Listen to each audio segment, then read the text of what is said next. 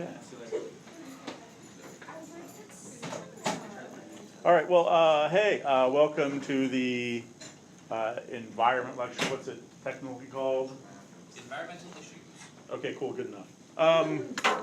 In some ways, I'll probably talk about some environmental issues by way of talking about, I think, the core issue in terms of global warming, maybe using that as a specific example, and then ultimately sort of talk about some of the issues in terms of trying to debate some of those aspects that are important for you to remember in terms of general communication concepts, but also in terms of debate context, but also in terms of real-world policy analysis and how there is a gap between scientific information and public action, and why that's probably also an implication for you adapting to judges, because apparently you're still using human judges. For now. For now.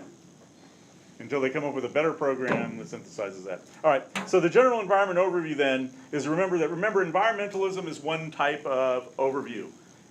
You have to start to understand paradigms that capitalism is not natural and it was just discovered and we finally figured out how to run it, that it is a human creation that we've made up. It's a worldview, it's a perspective. That there are lots of ways that there is feminism, which is a way of seeing the world in terms of how things are ordered in terms of patriarchy and how hierarchies are imbalanced. That there are, Catholicism could be a worldview and how you see everything kind of unified. And so environmentalism kind of asks us to remember that the world that we're living in, the context that we're in, is not just natural and we've discovered it, or as a lot of people in the West like to say, we're at the end of history. We got the best economy, we got the best government, nothing's left to invent anymore. We kind of kick ass. You kind of remember that that's an attitude that we've made up as well. That everything seems to be going fine with capitalism because we're great is really just a worldview, not reality. And environmentalism challenges that in a lot of fundamental ways, but you have to sort of be aware and open to that construct. And first and foremost is this construct of anthropocentrism, where it's human-centered thinking. And let's be fair to anthropocentrism.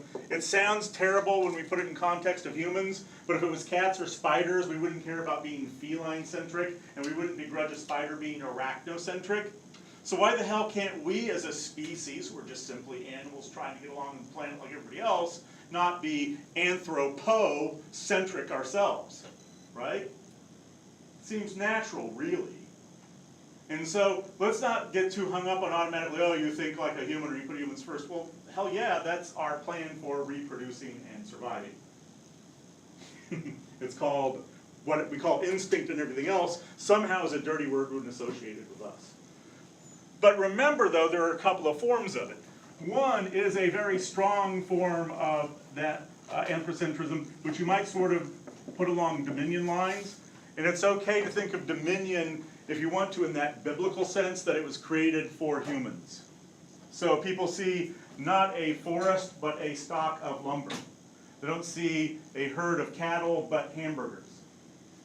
Everything is here for us. Run out of oil? Cool, no problem. We'll just grow it in corn. Polluting the air? No problem. We'll just come up with technology to fix it. Versus a weak form of anthropocentrism, which says, yeah, if we hurt the planet, we kind of make ourselves sick. If we seem to just pollute, then ultimately not only do fish and habitats get destroyed, but we get cancer and stuff too. Oh gee, when we put chemicals on our food, it gets in our food that we actually eat. Maybe don't do that. And so that's more maybe a model of stewardship. That we don't think that those things have intrinsic value, but we certainly understand how they have value related to our existence, and therefore we save nature to save ourselves. Not because nature has value, only in that it is something that we use for our own benefit. We're not equal to it, we're clearly above it, we're superior, we're human, we won. Evolution was a race, we crossed the finish line before everybody else. That's why they're meat and we live. But then there's also this issue of biocentrism, or sort of earth-centered thinking. But there is a species that came up with this form of thinking that's highly controversial, that's also known as Homo sapien. So just like anthropocentrism is something we made up, or is maybe descriptive, biocentrism is also just another human construct. It posits that we'll put Earth-centered thinking first, but remember it's always going to be in a human framework of how we do that. It is cool to do exercises in biocentric thinking, but I think it would be folly for us as humans to think we can be biocentrists. I mean, right, we really can't think for other species or what was best. We probably can think pretty critically about ways about how to lower our impact, but I don't know how we can really think about, that. So it's also important to remember that in terms of thinking about nature, the sort of mechanistic model that exists versus seeing Earth as an organism. We see it quite literally as a clock we can tear apart and change the gears on. We want to build a Walmart where a wetland is, we'll just move the wetland. We want to put a park where there's a species, we'll just create species habitat somewhere else. We create too much carbon, we'll just create carbon sinks. It's all just a bunch of pieces, we just move pieces around, we're so smart, SMRT. That's a Simpsons joke. You'll have to look through the archives. All right. And the idea then that also we aren't very holistic in a lot of understanding of environmental constructs require you to understand that things fit together. That every habitat sort of has a border with another habitat, we're all in relationship. You hurt one aspect of it, other things are hurt.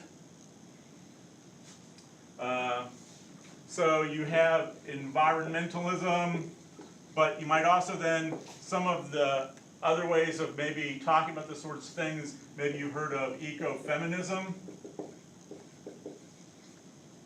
And there are a variety of ecofeminisms. Some starting points of ecofeminism are Mother Earth, women are mothers, reproduction, women have a special relationship to nature because they reproduce. Okay, that's one way of thinking about it, but it kind of essentializes women as reproductive vessel, and it also kind of ignores the sperm donor, which I don't know why you'd want to exclude the masculine element of reproduction. It seems like the whole point is trying to incorporate masculine and feminine identities in child manufacturing and growth and development. And so that aspect, right? And so in some ways, the unique ways that ecofeminists think they get access to the environment actually ends up essentializing their own character as women and reproductive vessels, rather than really showing that they have that special relationship. However, that's not to say that women don't have a great thing to point out about hierarchies and understanding that man over nature is a lot like man over woman. And so clearly feminism has a lot to say about that relationship. And it has a lot to say about nature, about how a lot of issues that are often considered environmental problems disproportionately impact women more than men. So there's certainly a gendered awareness that fits with environment in general. But you probably have to be careful of which version of that you're bringing to the table. In some cases, there's this idea that women understand that they're in relationships and that they don't have a special relationship to Earth, just that they have to understand they do have a relationship to Earth and that they're not the Earth. It's not one of those I and I things, because oftentimes if it's treat the Earth the way you'd want to be treated, that's almost like leading to restraining order ground. If you've ever had someone in a relationship, it's like, oh, I'm just treating you how I wanted to be treated. Look, I don't want to be called 24/7. Stop texting me. Stop bringing me chicken soup. I don't need to be tucked at night. The mints on my pillow, it's getting a little weird. You're breaking into my house. But that's the way I'd want to be treated, but I'm not you, but we're perfect. No, right? So humans as the planet is a terrible way to think about it. We're not the planet's separate. But this feminist perspective of seeing ourselves in relationship is probably a fairly healthy way to not just interact with the planet, but other sorts of species and beings that we're going to interact with all the time anyway. It's good for you to understand your relationship in human context, social context. It's good for you to understand your relationships in environmental, planetary context as well. There is also social ecology, previously known as anarchy. This is Bookchin and his ilk. And they call it anarchy, but recognize they're not talking about Mad Max, Tina Turner anarchy, as cool as that may sound. I'm not a good enough mechanic to survive in that world. So I prefer their vision, but they've stopped calling it anarchy because of that sort of context about no government, no structure, everyone does what they want. Because he's talking about a confederation system essentially that starts from the grassroots up, where cities become the organizational principle, and that cities cooperate along bioregional affiliations. So everyone who's in the Columbia River Basin would probably be a group of cooperative governments. They probably self-govern at a local level, but they have a mutual interest in how the Columbia River Basin is governed in terms of water rights and sort of similar agricultural issues and sort of similar demographics. And so they'd be confederated city-states, essentially, ran from a grassroots level with kind of a face-to-face participatory democracy model that would be ecologically aware. And Bookchin's note, right, women say man over female is the key hierarchy we need to solve. If we solve that, we can fix nature. Environmentalists say man over nature is the key one. If we fix that, then we're sort of fixing man over woman, race over race, man over earth. The social ecologists say it's hierarchy. Why are you picking a specific hierarchy to be the one you're trying to bust? Bust them all. And so therefore they have the social ecology aspect of it. The social part is they're trying to break barriers down in human society as well. But one of the barriers they're also trying to break is the barrier between humans and their relationship to the planet, and remove that hierarchy and get rid of the sort of dominion that humans feel over it, and to start having more of a relationship with the planet and understand their place in it. So again, all various paradigms, models, ways of thinking about it. You understand capitalism, you understand socialism. There's some variation then in terms of environmental thought, in terms of the different camps that might also exist in there, that is not just one hegemonic movement. One of the difficulties about the environment is talking about impacts. I care a lot about the Florida panther. There's only about 30 or 40 of them left. They're in a pretty sad state. Long story short, if you're a male, there's a 90% if you're a Florida panther, you only have one testicle. And they're all known from other North American big cats is because they all have a tuft of fur at the base of their tail. That's there from inbreeding, not style purposes. So they're all pretty messed up. But if they would disappear, none of you would really care, would you? But that's the way a lot of environmental impacts are. It's bad shit that happens, but do you really care? Especially if it would cost you a job. Because you go, look, I'm getting paid to shoot the last panther on planet Earth. So that's really good for me. What's it going to mean when it's gone if I can't feed my family? And so I think that's one of the things is environmental impacts are often difficult impacts to go, because you have to end up ultimately having some sort of anthropocentric impact to it. It's very difficult to weigh the life of a salmon versus the life of a human. Generally, we're going to talk about salmon in terms of how they support human existence and or an important economic structure or an important, sort of food source and protein source. We're not going to say, why are you tearing down these dams to save the salmon? Because they're cool. But what do we get out of it? Nothing. We're probably not going to fish them anymore. We're not really going to try and harvest anymore. They're just cool. So our impact is save the salmon because they're cool. And that's sort of a hard, yeah. Well, don't we have to save the salmon because we fucked them up in the first place? Yeah, if you wanted to sort of say there's some ethical principle that says that since we've done harm to them, we have to restore them.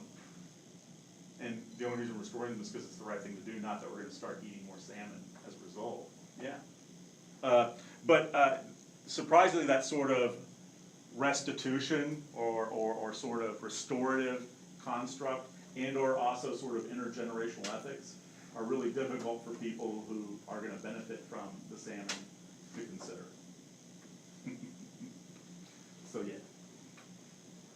So the basic mindset is like we don't take an action unless in some way it's going to help us, and I guess thinking about it on like a basic primal level, unless there's like that instinct within us, like we're going to get something beneficial by putting out this energy to do something for this species, we need to get something in return. It's almost like that type of relationship. It's actually, if you want to just see it quite simply as an economic relationship, is probably the easiest way to grasp it. Is there some reason for us to try and use this resource to profit from, either from the fact we're going to eat it, or we can sell it to other people to eat, or we can make it into something people will buy, like an iPhone, which you don't really need to live with, but you would probably give up all sorts of food and water for days to keep your iPhone. Would you rather have no food or water for a day, or not have access to your iPhone? So I'm not really sure what that all means related to your question. But the economic issue is a really good one. And the really hyper-economic vision of the earth is there for us to exploit, dig all the coal out, when it's gone, go find the next thing, is this sort of this other aspect of, well, we kind of want to make sure we do it in a way that we can keep exploiting the earth. is still one. The biocentric vision, we might say, we might have to stop some economic activity because it's harmful to some species. And we don't know what the value of those species is. Like the Endangered Species Act sometimes get in trouble because it's always some species which you hate versus some economic activity which you fully understand. Jobs versus dung beetle. Agricultural dream of migrant farm workers who have become legal citizens versus kangaroo rat, right? It's always some American dream versus some species that you really don't understand why it exists. It's probably God's little mistake anyway. Well, God's little mistake, or the product of millions of years of evolution, proving it therefore is justified to live there and should exist on merit simply because it's been there, it's part of its habitat, is just as valuable as the economic aspect in a biocentric vision. But that's really hard to get people to consider a biocentric vision because that's always an abstract value. It's intrinsic value versus economic value. If you're weighing impacts, it's an abstract impact versus a concrete impact. Terminalize out kangaroo rat death. Well, for all the kangaroo rat families, it's really sad. It's really hard to sort of say, oh, well, they do this keystone aspect in their species. They convert this part of the thing, or they control insects, or they keep weed species down, or they serve as a food source for the local fox, or some other creature we do value, right? Sometimes things that we can't figure out why they have value just simply have to be said to have value in an intrinsic value biocentric system. Would you rather have jobs or the spotted owl was the Northwest question, right? Everyone said that damn spotted owl, it's frickin' taking our jobs. And instead, it was really incredibly poor management at the lumber companies. Like they'd already cut most of the old growth forest, and so there was very little left for them to cut anyway. They were selling logs under market value to mills in Asia. They also were likely to be taken over by companies they didn't want to be taken over by, so they cut extra trees so they'd actually have less value in their company to be kind of a poison pill in a corporate world so they wouldn't get taken over. So they'd look terrible on paper by doing terrible things, like cutting more trees than they should, to sort of, now then they didn't have standing stock available to look attractive. But it's really easy if you're mismanaging your company to blame an owl rather than come clean and say, well, here's our financial records. The reason you're losing your job, Mr. Plaid and Grunge Lumber, is we fucked up as managers versus this harmless little owl that you can shoot and put in owl helper and tastes really good. And so they crucified the owl when it was really economics that destroyed the lumber industry in Washington and in the Northwest in the 90s. Because really there's no value to the owl, to be honest. I mean, we could. If we're biologists and we study this thing for maybe tens of thousands of years and utterly understand its niche and its contributions to, we might well say, yeah, it does this, it's cool. But we couldn't say that to you now in a way that would make you want to save the owl over your job. So, all right. Should we move on to warming specific stuff? Where are we on time? I think we have a timer. All right, yeah, cool. A lot of these issues are going to come up, and we'll maybe integrate them with a specific example. So we'll maybe move a little bit from this abstract stuff to say, okay, let's talk specifically about warming. All right. Are you all global warming experts at this point? Oh, okay, cool. So you represent the carbon-producing companies. Excellent. No, I'm just kidding. It's a joke. You want to learn more. All right. Earth, not to real size. We have an atmosphere, which is kind of this weird thing. I suppose astronauts get it, but whatever. A bunch of gases decide to hang out close to our planet because of gravity or some shit. I don't know. It's weird, right? Atmosphere is pretty freaking weird. Well, there's this big blazing thing. It sends stuff to us. And it penetrates the atmosphere. But depending on what's in the atmosphere, real quick, if you've ever, seen a greenhouse, it's cold outside, ooh, Washington, but the sun heats that up, makes it warmer inside. Why? Because this light can pass through, but the heat can't come back out. And so it kind of traps the heat. Our atmosphere does that same thing, so literally that's why it's called the greenhouse effect. Okay, cool, you got that. All right. Various things, most notably what we pay attention to, CO2, are better at greenhousing the planet than some things. All right. Now, it is probably important to understand that we're going to say global warming, but also there is the global climate change nomenclature. The global climate change nomenclature is actually more accurate because while things will warm, some parts of the planet will cool, some parts will get drier, some will get wetter, et cetera, et cetera. It's more about change, though the overall trend is upward, it's not universally upward. But interestingly, they've done studies and the public will respond to global warming but not global climate change. And in fact, the Republicans sent a memo around a few election cycles back saying refer to it as global climate change, and the public won't be as alarmed than if you call it global warming. But everybody in the scientific community who's informed understands this and believes it's happening, would actually technically refer to it as global climate change too. All right, so.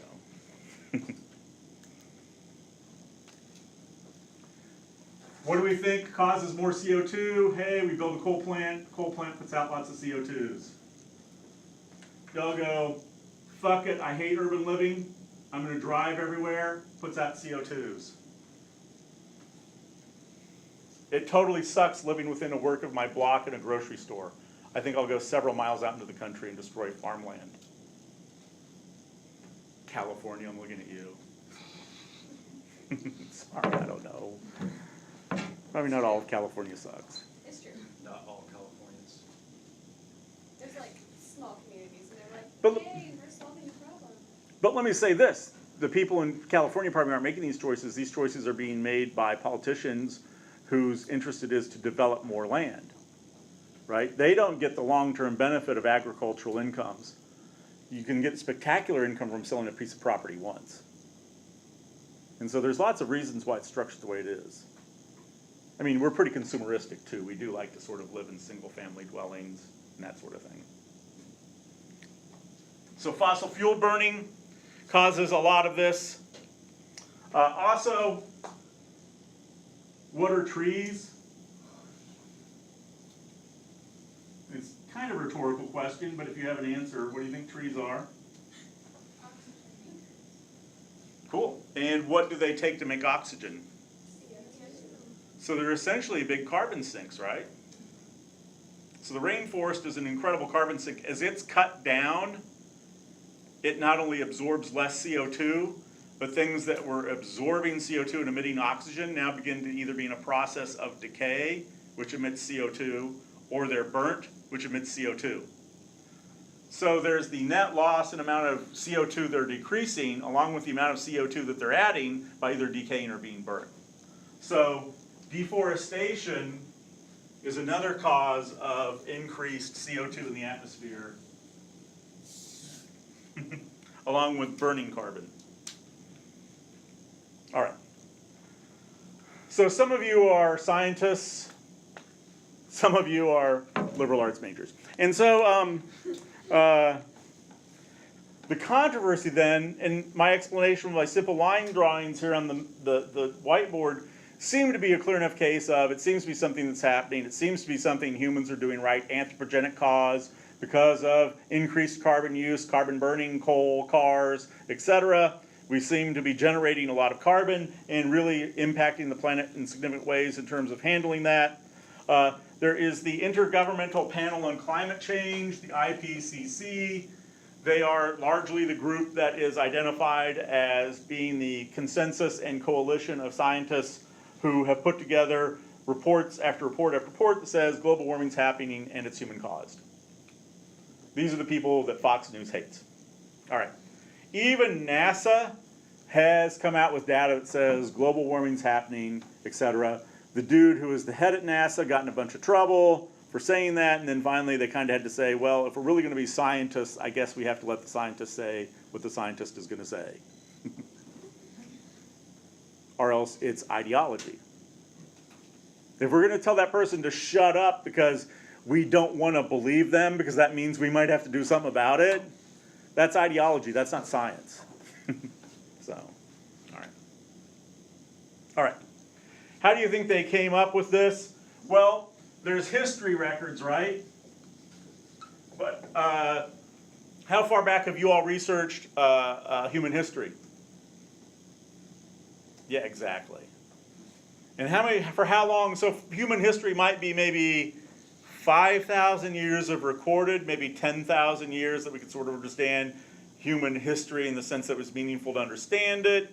Not much written down probably in the first, say 8,000 years of that. Not really some dude sitting around with a thermometer going, what's the temperature today? No way to have sort of same 12-month calendars to compare this through. So, in some places in Earth, it's icy forever, right? So they go up, they find a place with this compacted ice. And remember, it's going to fall and fall and fall. So essentially, just like you understand sedimentary rock, there's sedimentary snow. And so in all these layers, they go through and they get an ice core. And in this ice core then that they take out is going to be like up to like 10,000 years of variation in time.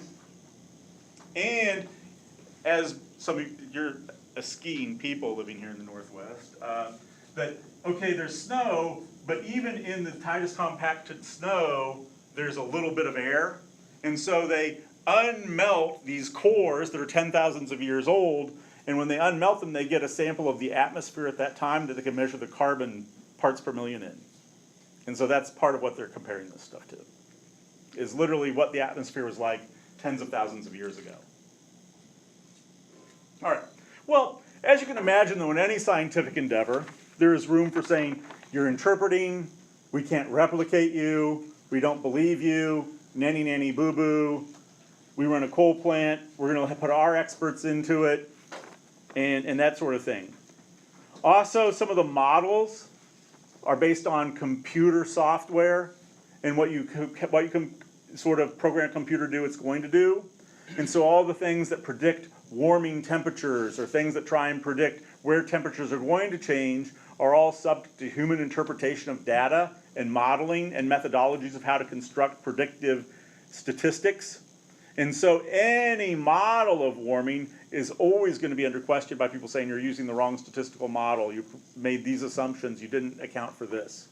Now, the truth of it is that the more and more they've refined all the computer models, the more and more accurate the original predictions are kind of turning out to be. Now maybe they're just self-replicating, right? And sort of, well, we have to come up with data that supports our original data, but still nonetheless. Also, nitrous causes a warming effect. CH4, methane. Termites cause a lot of global warming. Rice paddies, landfills, anything that emits methane, ammonia, CFCs, but CFCs also impact ozone, and even water vapor is a greenhouse gas. Yeah. Like, so you say that they do like the global warming, but on a big scale, how does that really compare to our coal plant? Just like sincerely, like how bad is the rice paddy compared to our coal plant? Right. It is certainly an issue of scale. And in some ways, though, all decaying matter on planet Earth is probably a fairly big scale. Cows burping is actually a fairly large source of methane. When you think about the industrial level at which we do agriculture in this country, though, right? If you think about anything, now you're right, we might idealize rice paddies and farming like that, but to a large extent, to feed that many people, there has to be a fairly significant amount of even small-scale operations. But you're right, compared to a coal plant or compared to everyday automobile use. So it is all about the parts per millions, and to some extent what may be background methane, because everything's going to rot and decay. Whether we're intentionally putting a rice paddy there, going through a growing cycle, there's something that's going to live in a swamp in a marsh somewhere that's going to die and decay. So there's probably background levels of all those things, and it's what we've done to carbon that is dramatically what stands out, though. And so carbon clearly is the one that is getting its attention because it is spiking and expanding beyond any sort of non-human based levels. So, right, it is all holistically interconnected, but it's pretty clear that carbon is the one thing that's so wildly out of whack. Now, you might have heard, just real quick, about a controversy that was supposed to break open the left-wing conspiracy of global warming.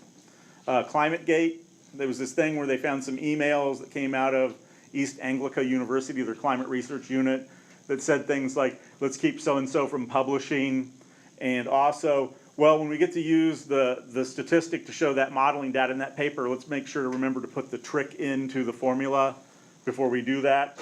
And so, out of context, these things sound wildly problematic, that it's true, they're trying to keep anti-global warming authors out of the press, and they're conspiring to make sure this person isn't going to publish, and also that the statistical model they're using is just a trick. They've admitted it, it's falsified, they're fudging the data. And so they leaked these emails out to the public, and all of a sudden, oh my God, the people that are sort of doing the IPCC work, the sort of mainline institutional entities aligned with this are cheaters, and we have the emails to prove it. Well, they went in and they did an investigation. They looked at all the emails. They had government officials sort through the data. And at the end of the hearing, it was, they didn't want this guy to publish because they thought he was an asshole, not because of his findings. And so they were just being humans, but because they were scientists, it was hard to sort of get this understanding that people would just maybe conspire with each other to keep someone from publishing in a journal because they thought he was a jerk. I mean, that seems, yeah, I get it. I'm in academia. Of course that would happen. And then the other thing about the trick is, what do you call the critique sometimes, or running projects? The cheat? And that's what they called it. It was a shortcut. It wasn't a trick. It's just that the first time they used that modeling and it worked, they referred to it sort of colloquially as a trick. Not in that it didn't work or that it's fake, or they made it up, but just so they could identify that piece of the equation that ended up solving the problem for them in that. And that actually was still scientific data. It was just their colloquial reference to it, not a testimony to its validity and or accuracy as a predictive statistic. So if you run into ClimateGate stuff, be aware. And they never did investigate how the email even got stolen. It's only like, oh, whatever, we don't care you got the email. You got to be climate liars. All right. Scenarios. All right. Well, here's our frickin' little planet, and it is pretty little and lonely out there. And stuff's starting to change. Well, sun is coming down and it's hot. Well, now it's just too damn hot here, right? It's like, boom, through the roof. So now then, stuff that we used to grow and eat here, we ain't growing and eating here. Mainly, we ain't eating. If we ain't growing, we ain't eating. Is that too much of an agricultural technical term? I know this isn't an agronomy class. And you, yeah, sorry. We ain't growing, we ain't eating. It's not really a technical term, but it's the truth. And so now then we got to find stuff to grow here or here. And it's probably not set up to grow there. Soils are going to be different. Rainfall patterns are going to be different. Land use availability is going to be different. So clearly food is going to be a major nightmare in a world with global climate change. Agriculture could collapse in terms of the way we understand it. Also, though, if we're destroying the agriculture that we put here, can you imagine things that naturally existed there before agriculture? So just biodiversity in general is going to be completely collapsed. And I see we have a UW student, so we can blame them for what I'm about to say. But Peter Ward says we're probably in the 6th extinction spasm of planet Earth. You remember your Jurassic Park, Triassic, all that sort of stuff. So we've had at least 2 or 3 extinction spasms that we know, understand with, related to dinosaurs. But even not counting dinosaurs, there's been 5. We're now in the 6th. He says we've lost as many species now in the 6th spasm as the 2nd and 3rd combined. And the reason I'm blaming this on UW is he's a UW professor. And so we are rapidly losing biodiversity. And if we lose biodiversity, the ability to respond to climatological extremes, the ability to, find natural cures, all those sorts of things, even just how ecosystems work. If some things start becoming absent from a habitat or ecosystem, then it might be barren for life completely. So not only are we losing the agriculture here, but that, and you might be going, hey, weren't we Pangea once? Yeah, you're gonna drop the Pangea bomb. And you're right, we have moved from Pangea to where we're at now. Eventually, if you think about it really closely, we'll probably be Pangea-like again.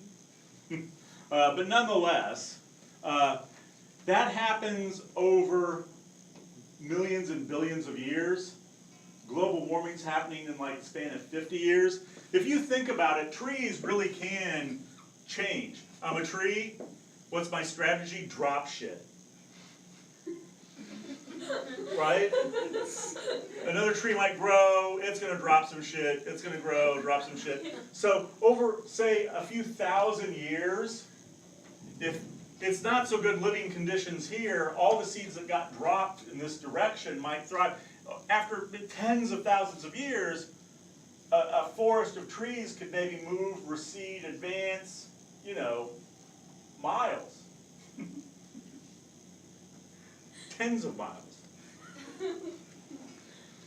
Now then we're expecting it to do, and that's responding to tens of thousands of years of climate change. Now then we want it to do in 50 years. It's just going to die, right? Stuff is just going to die. So those are issues. Here's our buddies over here in Europe.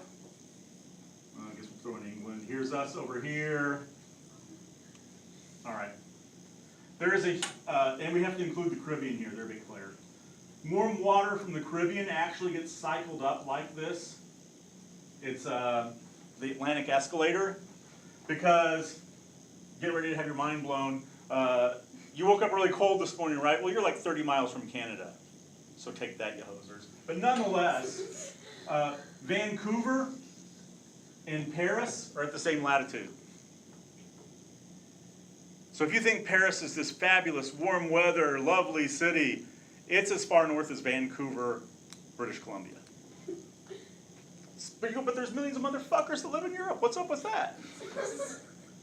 Because this Atlantic escalator artificially takes warmer weather to Europe through these warm weather currents, through these warm water currents. It artificially makes Europe survivable in a way that as ice caps melt, ice caps are fresh water, the Atlantic is salt water. When you change the dilution of salt, the currents are going to change. So potentially Europe could look a lot like Canada. And look how many people live there.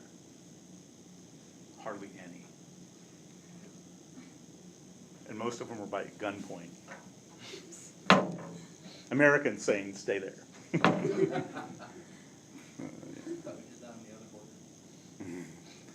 We do it on both borders. We point guns at anybody not on our side. All right. But what also is going to happen as ice caps get smaller, ocean levels will go up, Florida might disappear, which all in all is not a bad thing. Right? But Miami's going to get flooded, New York's going to get flooded. I think some wicked statistic, like 2/3 of the human population lives within, I don't know how many hours of a coast. So large, significant, and that's not just the US or North America, that's worldwide. Most people live, in terms of population demographics, near a body of water, a coast, an ocean, urban areas. And so Boston, New York, any city you can think of that's on the coast will have to spend billions upon trillions of dollars retrofitting a system to do that. When land disappears, people don't, they gotta go somewhere. There's gonna be a Florida immigration problem.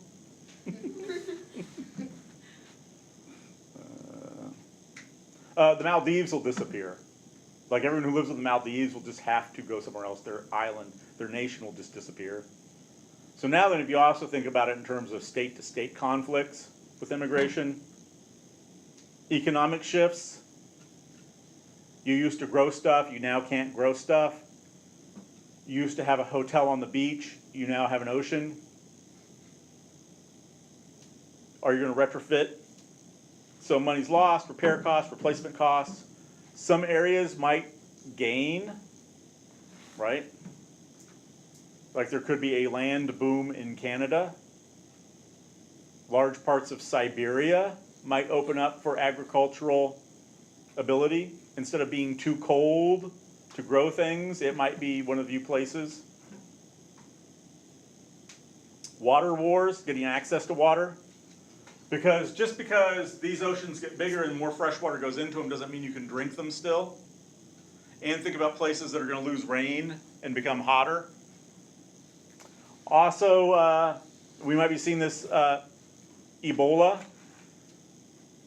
either as climate becomes warmer and allows those types of germs, viral streams, bacteria, etc., might survive longer in hotter, wetter climates.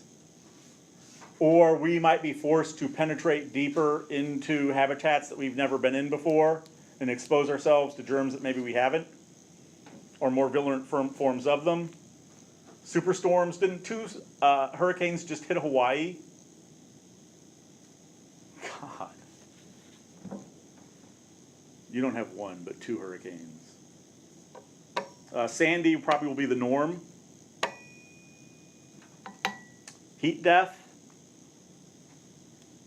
Probably better to flood Florida than let people slowly bake there.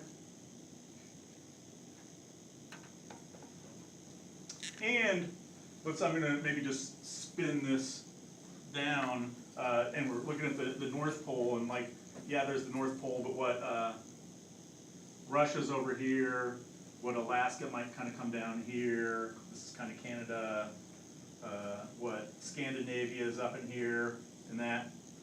Well, remember, everyone always wanted a Northwest Passage, because if you think about the Earth being round, like if you would fly to Amsterdam from Seattle, and I recommend you do it because then you end up in Amsterdam, but you don't fly over New York and England and all that, you fly almost over the ice cap, you go over Greenland. So you have to think about the world being round, not flat. So remember, the world's round, not flat. Well, as this melts, there actually will be navigable waterway that you can go from Europe to Russia without having to go down through that canal thing, right? Or going around the Cape of Good Hope in Africa. There might be a new way to navigate the Earth as Arctic ice melts. Now then, look how pissy Russia's being with the Ukraine. Now give them a navigable waterway that they can use their nuclear submarines and military fleet to come over to North America. Yeah. So this obviously takes place over a very long time span. This warming probably can happen within 25 to 50 years. This, like Yeah. all the impacts? Yeah. We're totally fucking up. No shit, yeah. We already have heated up. In fact, even if we stopped adding carbon at the rate we add carbon, there's so much carbon that we're still going to heat for another decade. It's not like we need to stop or we're gonna heat. We're already going to heat based on what we've done. Now it's how hot do we fucking wanna be? But no one's ever talked about global warming's happening now. It's always gonna be that thing that happens in the future, that thing that happens in the future. Well, that's that whole excuse to make you not do anything. Because the whole time they were trying to say, wait till the future was actually happening. If you listen to Obama rhetoric, they talk about the global warming that's happening now. Even if we went to 0 increase, we would still warm. Even if we went to 20% reduction, we would still warm. With the amount of carbon we've already put into the atmosphere to this point, we will still warm for another decade. It's not a, yeah, it's happening. Now, how bad is it is the real question, not will it happen. So you got that going for you. You got your good employment prospects. Now I'm just taunting you. You got global warming. You got the 6th grade extinction spasm, student debt. You got a lot to look for. Now I know why debaters are so angry, because you understand what the hell is wrong. And now you have to fix it. Damn it. All right. Some twists and turns you probably want to make sure. All right. So we're now able to navigate the North Pole. You can also imagine all kinds of bad stuff happens when the planet gets too hot and things change. All right, so when we do drive around in our cars, and I'll get a wheel so we're not in space cars yet, you sometimes see smoke coming out. Well, that means that you're emitting gases and aerosols. And aerosols are solids that are light enough to be supported in air, literally aerosolids. And so when you see a diesel, for example, a huge truck, 18-wheeler on the highway, and you see all that smoke pouring out, that's just a vivid example of generally on a regular basis, that's still coming out of your tailpipe, not as bad. And it's, I think a lot of that sometimes too is SO2, it's a sulfite. And so let's go back to our atmosphere. As you burn carbon, these SO2s come out, but they're little particulate matters. And as little particulate matter, they're kind of evenly scattered throughout the atmosphere. As we burn them, they go up and they settle eventually. They're not lighter than air, but they're light enough to be suspended in air kind of indefinitely. Eventually they'll settle out. But they go up there until they do settle. But as a solid, they're slightly refractive, meaning that when sunlight hits them, they send a little bit of it back. And so artificially, we are keeping the planet a little bit cooler, because as we're emitting carbon, we're also emitting this fine particulate dust which refracts some level of sunlight and keeps it a little bit cooler. So even if we stopped burning carbon now, just eventually the SO2 particulates settling out of the atmosphere would cause it to warm as well. Because right now they're kind of offsetting some sunlight getting absorbed. But as they disappear, and they're no longer sending sunlight back out, imagine a bunch of little mirror flecks just circling through the air. A big disco ball of SO2 surrounding the planet, and as sunlight hits it, it kind of kicks a little bit back out, versus if it wasn't there, it'd get totally absorbed. So yeah, we got that going for us. There's been some thought out here in the oceans that phytoplankton, that you could iron seed phytoplankton and use it as a carbon sink, induce it to eat and consume more carbon. Some people claim that night warming is good, that a lot of agricultural products grow more healthily when having warmer nights. Also, more CO2 is more plant food in the air. So you could try and turn agriculture if you wanted. You could argue that there's an upcoming cooling cycle. But again, what's the time scale on that versus how long is it going to take us to cool versus how quickly we're warming up? Positive feedback cycles.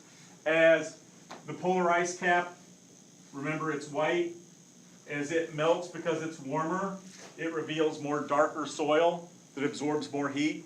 And so the less ice cap it is as it gets hotter, the hotter it gets because there's less ice cap. So it's kind of a positive feedback loop. Also, as the ice cap melts away, there's the permafrost. As the permafrost melts, the permafrost has essentially been a ice cap around millions, or certainly thousands of years of decay.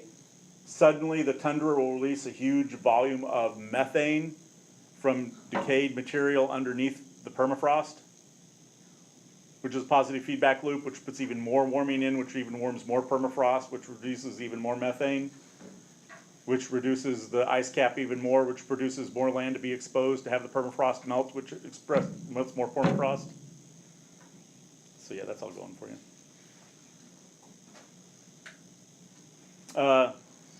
So yeah, we didn't get to a lot of the solutions and stuff, but that's the starting scale of question.